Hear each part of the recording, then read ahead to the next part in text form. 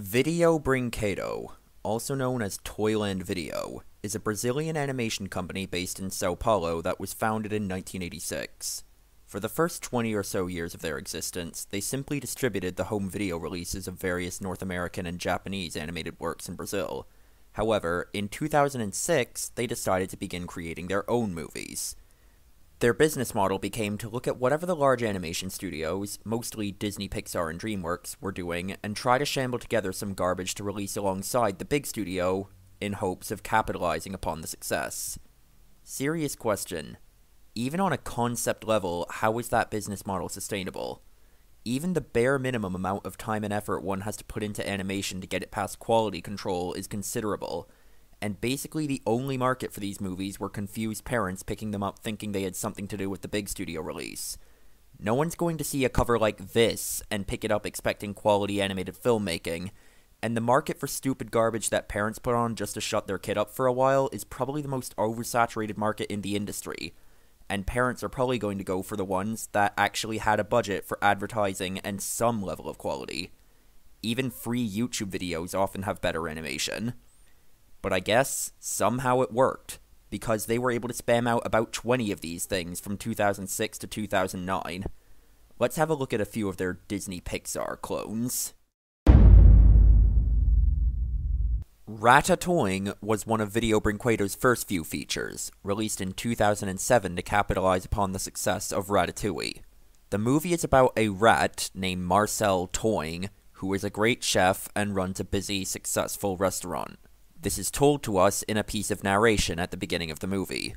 And it didn't take me long to tell you that, but because they need to have the movie be at least 40 minutes long in order to sell it as a feature, they somehow need to stretch that bit of information into a full minute. Once that's over, we hear the first actual lines of dialogue. Oh, I must say that smells delicious. Did you have any doubts, sir? Does that voice maybe sound familiar?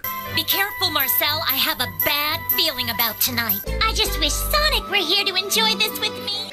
One thing you might notice watching these movies, particularly if you've ever watched dubbed anime from the early to mid-2000s, is that a lot of the voice actors who appear in these may sound very familiar to you.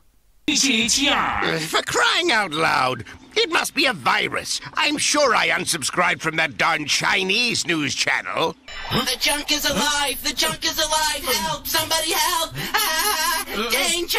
Danger! I'm not working at the factory anymore. I need to find something else to do with my life. Yeah, well, he's gonna make one lousy batch of honey after the other, right? Then he'll force you to eat that sludge and cook it too, unless you help me out. This isn't really a criticism, it's just something that I thought was kind of funny to point out, and also adds another level of questionability to this business model. These clearly aren't movies that anyone gave a shit about, so why even bother hiring professional voice actors? I also like that on occasion they'll use pitch shifting to try and hide the fact that they're reusing voice actors, as if anyone watching this would care. Land of sun and heat, with one of the most beautiful urban skylines in the world. Rats, sir, but I don't know how they got in. The rats came in and made our customers go completely crazy. Anyway, do you remember the information that was provided to us in the redundant narration at the beginning? You know, about Marcel Toying and how he's a chef and whatever? Well, if you forgot, don't worry, because the first chunk of the movie is one massively stretched out scene where this information is repeated to us from characters within the movie, over and over.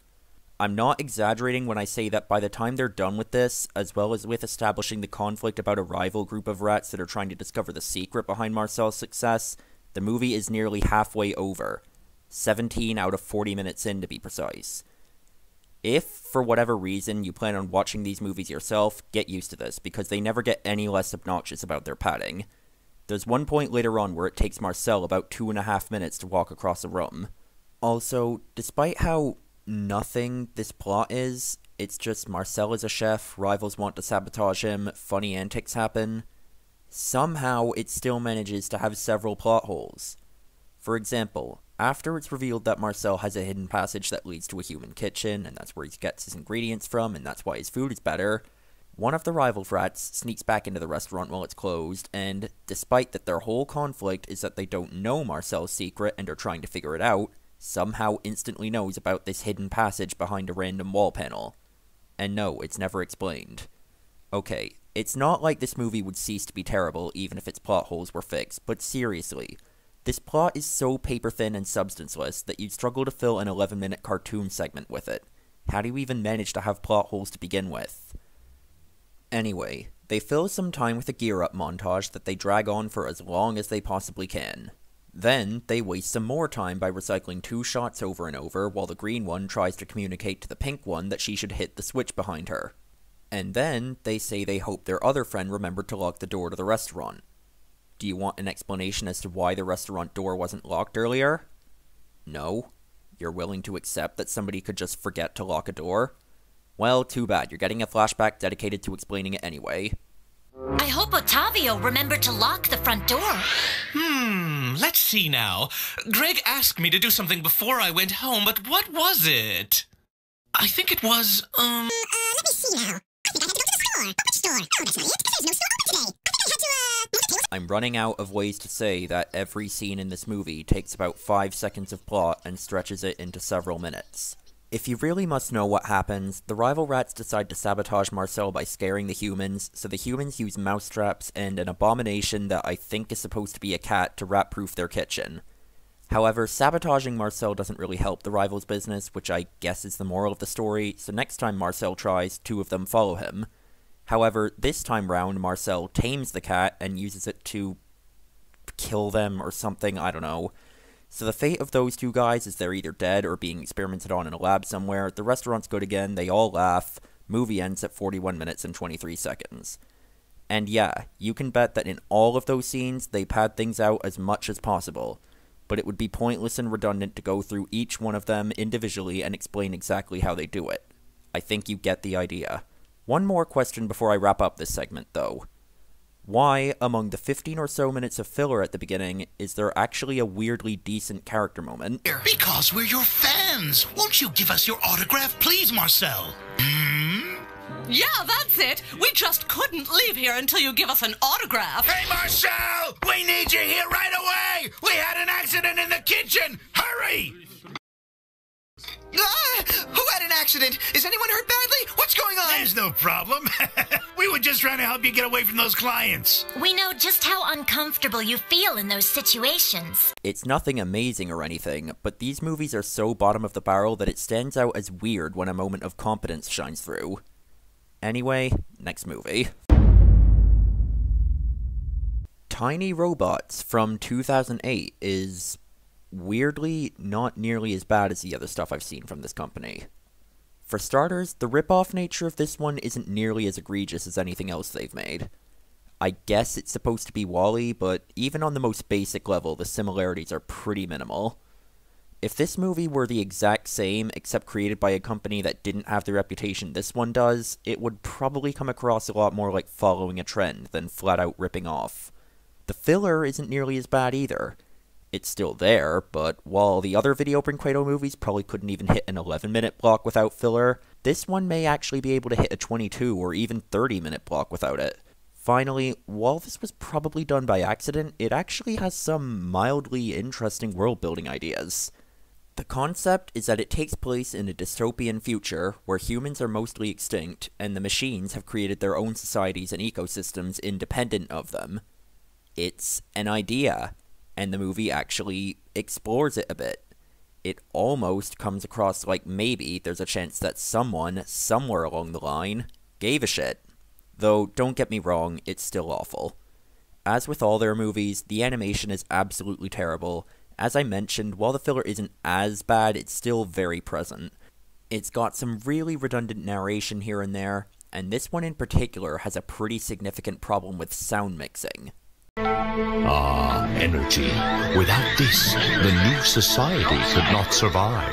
For the robots, it was the most important resource in the world. Anyway, the plot is that some evil robot has been trying to take over by taking advantage of the robotic nature of other robots by releasing a signal that overrides their ability to think independently and forces them to comply with what he says. However, unlike most of the other robots, which were mass-produced, the main character was custom-built by a human and therefore unaffected by the signal.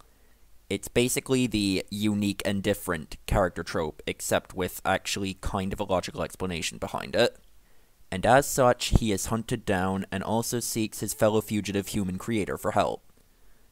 It's around here where one may start to notice that concepts and plots weren't the only thing that Video Brain Kato copied from Pixar. For some reason, they also copied Pixar's self-referentialness. The main character is found by this movie's version of Timon and Pumbaa, and one of them, the one played by Meowth from Pokemon, reappears in another of Video Brain Kato's films. That one could just be lazy reuse of character designs, but you can also see posters for their first film, Little Cars in the Big Race, in the backgrounds of several of their other works, including this one, which are definitely there for no reason other than to be noticed. Again, this isn't really a criticism so much as a why. They don't care about making the movie at all, yet for some reason they care about tiny things like this. There's a few other minor weird things, like at one point there's a side character with an identical model to one of the major characters and it's pretty confusing, a fake-out death that occurs less than halfway through the movie, but for the most part the rest of the movie actually goes pretty conventionally.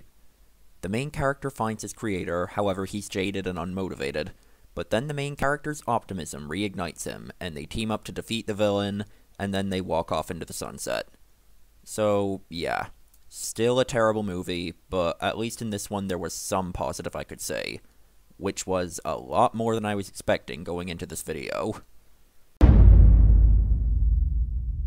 Back in my Zapped review, I mentioned a Video Brain Kato movie known as Little and Big Monsters. Well, What's Up, aside from being a blatant cash-in on Pixar's Up, is also a sequel to that. Don't worry if you haven't seen Little and Big Monsters, though, because the first 5 or so out of the 40 minutes this movie has in its runtime are spent recapping who all the characters are and what happened in the first movie. Aside from the usual Video Brain Kato shtick of bad animation and time wasting, the main problem with this one is that it's just boring.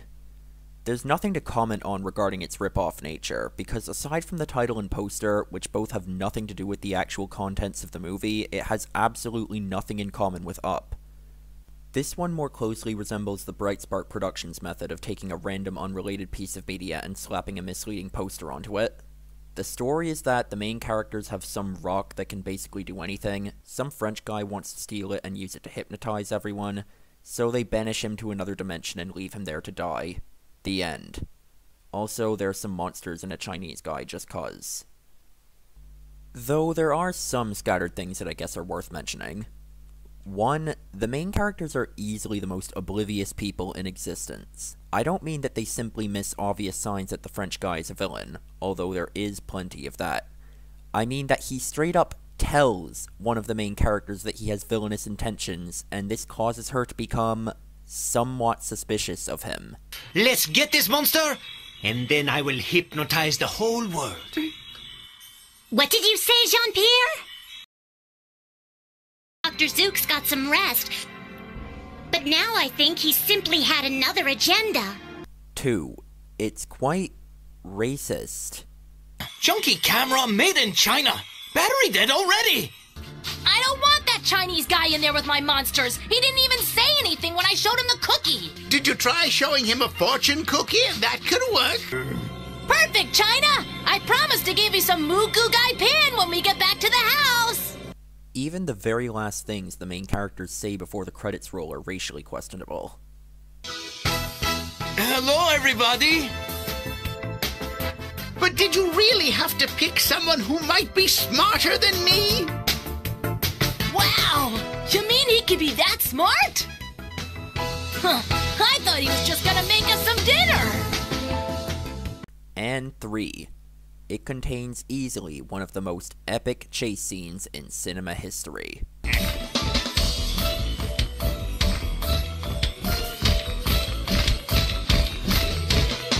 Truly legendary.